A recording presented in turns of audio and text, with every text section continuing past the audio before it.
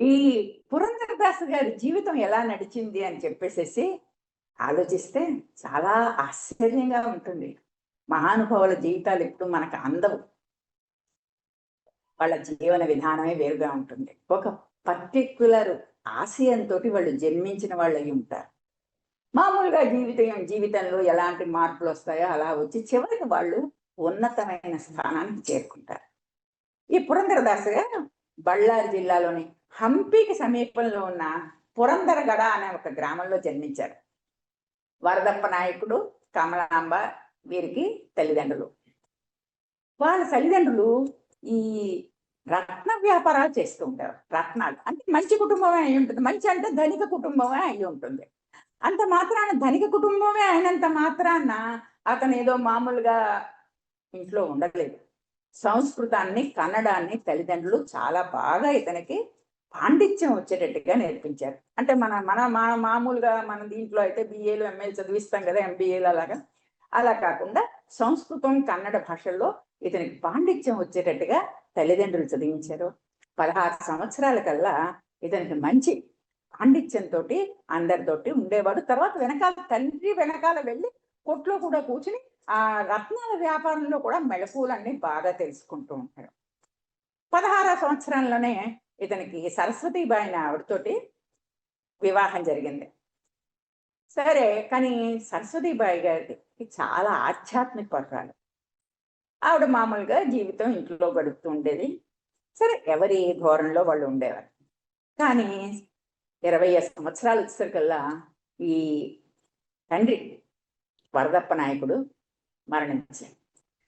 అంటే ఇతనికి 20 సంవత్సరాలు అంటే చాలా చిన్న వయసు. ఆ చిన్న వయసులోనే ఇంకా బాధ్యత అనేది తెలియని వయసులోనే తండ్రి నిష్క్రమిస్తే తను బాధ్యతగా రత్నాల వ్యాపారం యొక్క విశేషాలన్నీ తెలుసుకుంటూ తన పాండిత్యాన్ని తను వదిలిపెట్టకుండా మామూలు తల్లిని, ఇంట్లో భార్యని చూస్తూ ఉండేవాడు. కానీ ఇంత వ్యాపారం చేస్తూ ఇతను మంచి పేరు తెచ్చుకున్నాడు. నవకోటి నారాయణుడు అని అందరూ పిలిచేవారు. నవకోటి నారాయణుడు అని చెప్పేసి ఇతను అని చెప్పేసి పిలిచేవారు. కానీ ఇతనికి పాండిత్యం, ధన సంపద అన్నీ ఉన్నాయి. కానీ ఇతని మనసు ఏమిటంటే పిల్లికి బెత్తం పెట్టేవాడు కాదు. ఎవరికైనా దానం ఇవ్వాలంటే ఇంక ఇష్టం ఉండేది కాదు. ఎందుకు మనం సంపాదించుకుని మనం అనుభవించాలి, కానీ వాళ్ళందరికీ ఇవ్వడం ఏమిటి అని చెప్పేసి ఒక రకమైన వితండ వాదనగా ఉండేవాడు. అది అంత చిన్నతనంలోనే. ఆ జీవితం అలా గడుపుతూ ఉంటే, కానీ భార్య మాత్రం అయ్యో ఎందుకండి, మన దగ్గర అంత డబ్బు ఉంది కదా, మీరు ఎందుకు అలా ఆలోచిస్తున్నారు? ధనం యొక్క ఉపయోగం ఏమిటి? అందరికీ సహాయం చేయడమే కదా, ఎందుకు అలా ఆలోచిస్తారు అని చెప్పి సమయం వచ్చినప్పుడల్లా ఆవిడ ఏమి చిరాకు పడకుండా నెమ్మదిగా నచ్చ చెప్తూ ఉండేది భర్తకి. అప్పుడు ఇతను అనేవాడు, వెరిదానా, ధనం మూలం ఇదని జగత్. ధనం ఉంటేనే ఎవరికైనా గౌరవం వస్తుంది. నువ్వేదో అనుకుంటున్నావు, ఇంకా నాకన్నా చిన్నదానివి నువ్వు, నీకేం తెలీదు. ధనం ఉంటేనే గౌరవం ఇస్తారు ఎవరైనా. అంతేగాని ఉన్న ధనం అంతా అందరికీ దానాలు చేసుకుంటూ మనం భిక్షగాలలా మారిపోతే మనకెవరు గౌరవం ఇస్తారు? అందుకని ఈ దానాలు ఇవన్నిటినీ కూడా నువ్వు కూడా మనసులో ఏం పెట్టుకోకు, నాకు దానం చేయమని చెప్పి నువ్వు మాటి మాటికి నన్ను బోధించకు నాకు అని చెప్పి చాలా కఠినంగానే భార్యతో చెప్తూ ఉండేవాడు, గద్దిస్తూ ఉండేవాడు. కానీ అలా రోజులు గడుస్తూనే ఉంటాయి. వాళ్ళ ప్రతి వ్యక్తిలోనూ కూడా మార్పు వచ్చే సంఘటనలు ఆ భగవంతుడే జరిపిస్తూ ఉంటాడు. ఒకరోజు మామూలుగా అతను మన పురంధరుడు సీనప్ప కదా, అతను అక్కడ కుట్లో ఉన్నాడు. కుట్లో ఉంటే ఇంట్లో భార్య ఇంట్లో ఉంది. సాక్షాత్తు పాండురంగడే. అక్కడ కర్ణాటక రాష్ట్రంలో పాండురంగడికి ఎక్కువ ఉంటుంది. మన మరాఠా వాళ్ళ సాంప్రదాయం దగ్గర కదా, పాండురంగ విఠల అంటూ ఉంటారు కదా.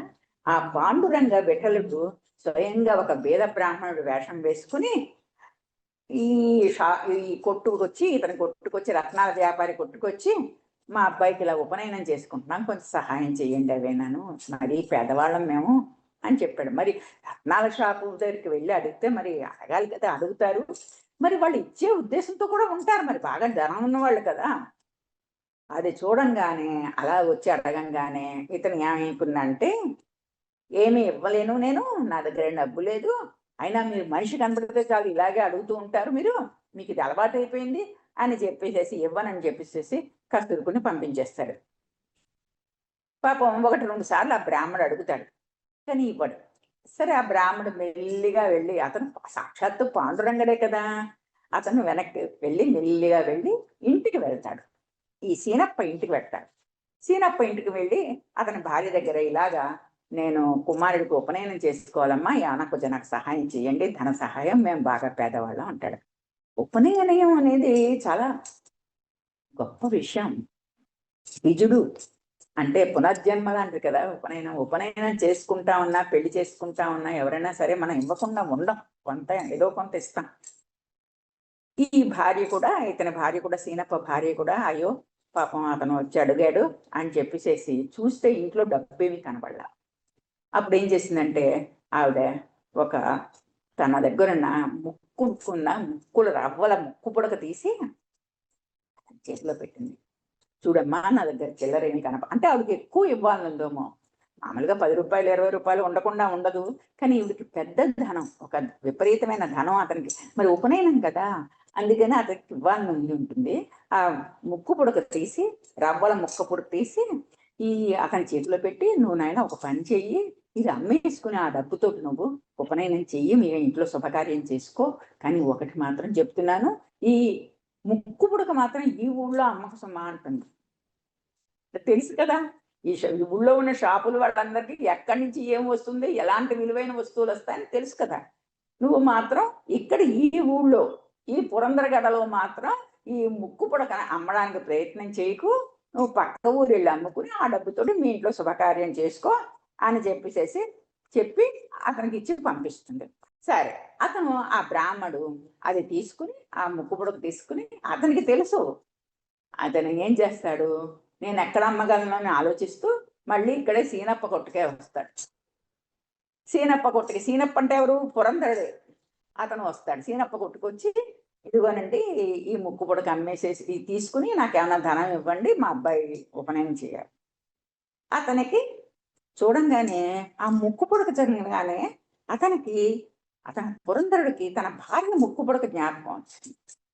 ఇదేంటి, నా భార్య దగ్గర కూడా ఇలాంటి ముక్కు పుడకే ఉండాలి కదా, కొంపదీసి ఆవిడ కానీ ముక్కు పుడక కానీ ఇచ్చేయలేదు కదా అని చెప్పేసి అనుకుని ఆవిడని ఆ ముక్కు పుడకను పరిశీలించి ఆ ముక్కు పుడక చేత్తో పట్టుకుని గబగబా ఇంట్లోకి వెళ్ళాడు. గబగబా ఇంట్లోకి వెళ్ళేసరికి ఏమైంది, భార్యని అడిగారు. ఏమైందో తర్వాత చూద్దాం.